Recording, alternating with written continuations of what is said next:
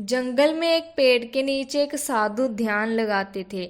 हर दिन वह एक लकड़हारे को लकड़ी काटते और ले जाते देखते थे। एक दिन उन्होंने लकड़हारे को रोका और कहा, सुनो भाई, तुम दिन भर लकड़ी काटते हो और फिर भी खुद को खिलाने के लिए पर्याप्त कमाई भी नहीं कर पाते। तुम थोड़ा आगे क्यों नहीं जाते?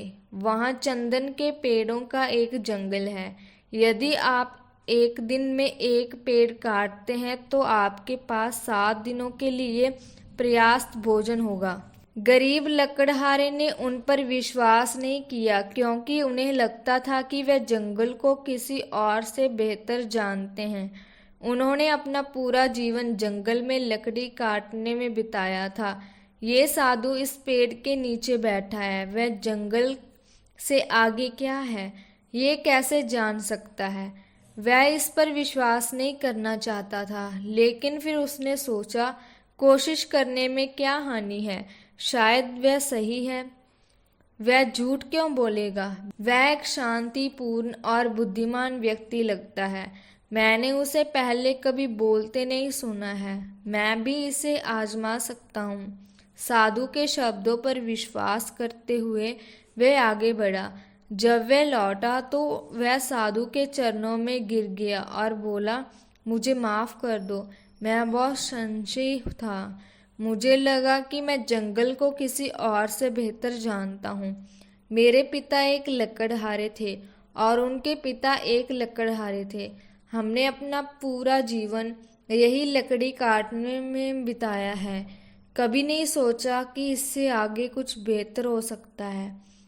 मैं बहुत दुर्भाग्यशाली हूँ। काश मुझे पहले पता होता तो मुझे अपना आधा जीवन गरीबी में नहीं बिताना पड़ता। साधु ने कहा, चिंता मत करो, अभी भी देर नहीं हुई है। अब जाओ और चंदन काटो। लकड़हारे का जीवन काफी सुधर गया। वह सप्ताह में एक बार लकड़ी काटता और बाजार में बेचता, जिससे वह आराम से जीने के लिए पर्याप्त कमाई कर लेता।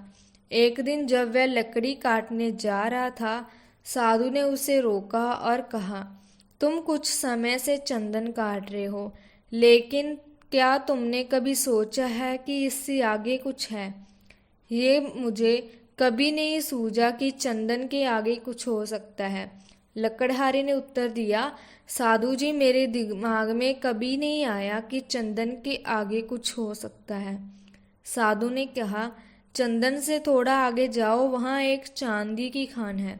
लकड़ी काटना बंद करो और थोड़ी चांदी लाओ, ये तुम्हें कुछ महीनों तक चलेगी। लकड़हारे ने साधु पर भरोसा किया और चांदी की खान में चला गया। वहाँ चांदी की खादार पाकर वह बहुत खुश हुआ।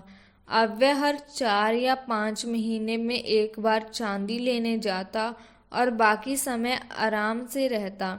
वर्ष बीत गए और एक दिन जब लकड़हारा चांदी की खदार जा रहा था तो वह फिर से साधु से मिला।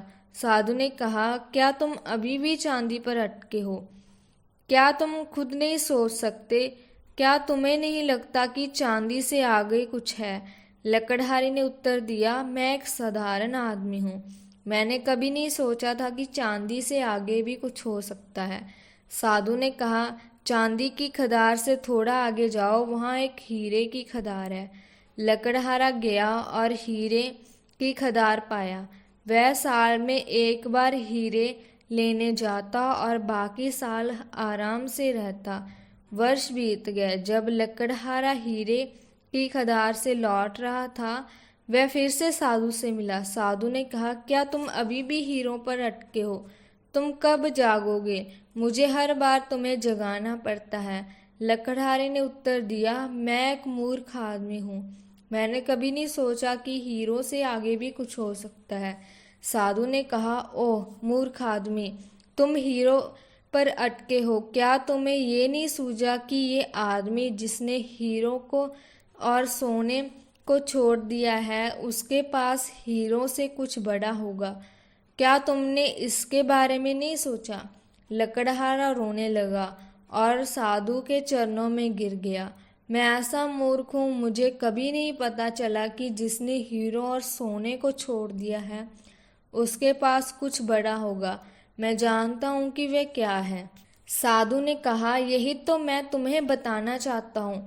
वह खजाना ध्यान कहलाता है। लकड़हारे ने कहा, लेकिन मुझे ध्यान करना नहीं आता। साधु ने कहा, ध्यान बहुत आसान है। तुमने बाहर धन जमा किया है, अब भीतर को और मुड़ो। आराम से बैठो और देखो कि अंदर क्या हो रहा है। अगर आपको कुछ भी अनुभव होता है तो उस पर पकड़ ना बनाएं, बस देखते रहें। आप दिव्य का सामना कर सकते हैं, लेकिन उस पर पकड़ ना बनाएं, बस देखते रहें। जब सभी अनुभव और विचार समाप्त हो जाएंगे तो आप विचारहीन जागरूकता की अवस्था में होंगे। उस खालीपन में आत्मज्ञान का प्रकाश चमकेगा। साधु ने ध्यान और धैर्य के महत्व पर जोर दिया। उन्होंने कहा, चाहे आज लगे या कई साल, हमेशा ध्यान करने के लिए तैयार रहें। यदि आपको शुरू में ध्यान करना कठिन लगता है तो कुक एफएम पर पावर ऑफ मेडिटेशन नामक 11 दिवसीय कोर्स है जो आपको सही मानसिकता विकसित करने में मदद कर सकते हैं। वीडियो कैसा लगा हो कमेंट करके मुझे कमेंट बॉक्स में ज़रूर बताना।